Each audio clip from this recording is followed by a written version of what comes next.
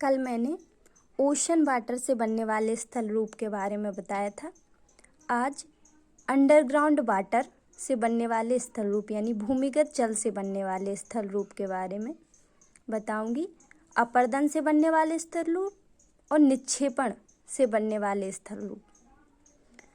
पहला है लैपीज।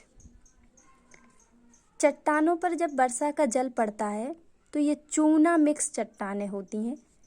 इनमें वर्षा के जल के कारण चूना घुल जाता है और छोटे छोटे छिद्रों का निर्माण हो जाता है। यहाँ पर चूना होगा जो वर्षा के जल के कारण घुल गया है, तो इस प्रकार की आकृति बन जाती है।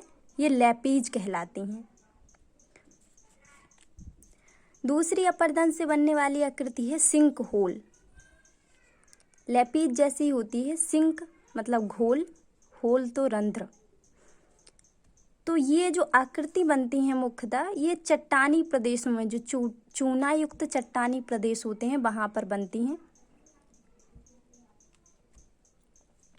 जब वर्षा का जल CO2 के साथ मिल जाता है और चूना यहाँ पर उपस्थित होता है तो ये एक सक्रिय घोलक की तरह कार्य करता है। तो ये जो लैपीज बने थे ना, यहाँ पे एक सिंक, यही सेम प्रोसेस होता है सिंक होल भी, बस नेम अलग है, इसका डिटेल में जाने की ज़रूरत नहीं है। सिंक होल जब छोटे छोटे छिद्र, कई छोटे छोटे या असंख्य छोटे छोटे छिद्र मिल जाते हैं तो डोलाइन का निर्माण हो जाता है। जब कई डोलाइन मिल जाते हैं तो यूबाला बनता है। जब कई यूबाला मिल जाते हैं तो पोलिस बनता है। यानी अपर्दन से बनने वाले स्थल रूप में lapies, sink hole, doline, यूबाला, police. ये उसका थोड़ा सा डायग्राम है। ये जैसे सॉइल की परत है और ये नीचे कुछ चट्टानें हैं और ये चूना युक्त चट्टान थी। तो ये वर्षा के जल के कारण यहाँ पे जी छोटे छोटे जो छिद्र थे, सिंक होल थे, ये सिंक होल मिलकर एक बड़ा सा छिद्र बना लेते हैं।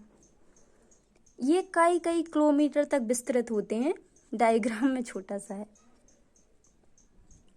तो इसका ये क्रम याद रखिए कि लैपीज इस तरह की आकृति होती है। सिंक होल, जब कई सिंक होल मिलते तो डोलाइन बनता है। डोलाइन, कई डोलाइन मिलकर यूबाला, कई यूबाला मिलकर पोलिस बनाते हैं। निक्षेपण से बनने वाले स्थल रूप में स्टेलैक्टाइट और स्टेलैग्माइट है।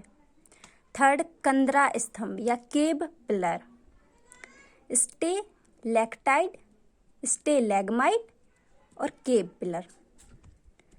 इस डायग्राम को देखिए, ये कंदरा है। कंदरा मीन्स गुफा या केव। ये चूना पत्थर के, ये सारे चूना पत्थर के स्तंभ में, जब केव में ये चूना पत्थर जमा हो जाता है तो ये आकृतियां बनती हैं, स्टेलैक्टाइट, स्टेलैग्माइट और केव पिलर। जब ये चूना पत्थर का जो जमाव होता है वो केव के सरफेस पे होता है तो ये स्टेलैक्टाइड कहलाता है, स्टेलैक्टाइड। और जब ये जमाव कंदरा या गुफा के फर्श पर होता है, ये सारे चूने के जमाव हैं। ये जब जमाव कंदरा या गुफा के फर्श पर होता है तो स्टेलैग्माइट का निर्माण होता है। ये देखिए, ये फर्श पे निर्मित हुआ है तो स्टेलैग्माइट, और ये ऊपर निर्मित हुआ है तो स्टेलैक्टाइड। जब ये दोनों स्तंभ जुड़ जाते हैं यानी स्टेलैक्टाइट और स्टेलैग्माइट, तो कंदरा स्तंभ का निर्माण होता है। एक स्ट्रक्चर और है blind valley. 1 second. Blind valley में ये डायग्राम मैंने ठीक से नहीं बनाया है पर समझ आ जाएगा आप सबको। ये चट्टान है, चूना युक्त चट्टान होगी, क्योंकि भूमिगत जल से बनने वाली अधिकतर आकृतियों में चूना युक्त चट्टानें होती हैं। ये कार्स्ट प्रदेशों में बनती हैं। जैसे ये कोई चट्टान है, चट्टानी प्रदेश है, और यहाँ से कोई रिवर फ्लो हो रही है, ये कोई रिवर जा रही है, और यहाँ पे पहले ये रिवर बहती थी, अपनी वैली का निर्माण भी करती थी, परंतु ये यहाँ पे सिंक होल या डोलाइन पॉलिज का निर्माण हो गया अगर, तो ये जो रिवर फ्लो करती है ये सारी की सारी रिवर इस पॉलिज में या इस होल्स में चली जाती है, और इसी होल्स में नीचे अन्य कई होल्स भी होते हैं, तो नीचे नीचे बहते हुए रिवर समुद्र में मिल जाती है।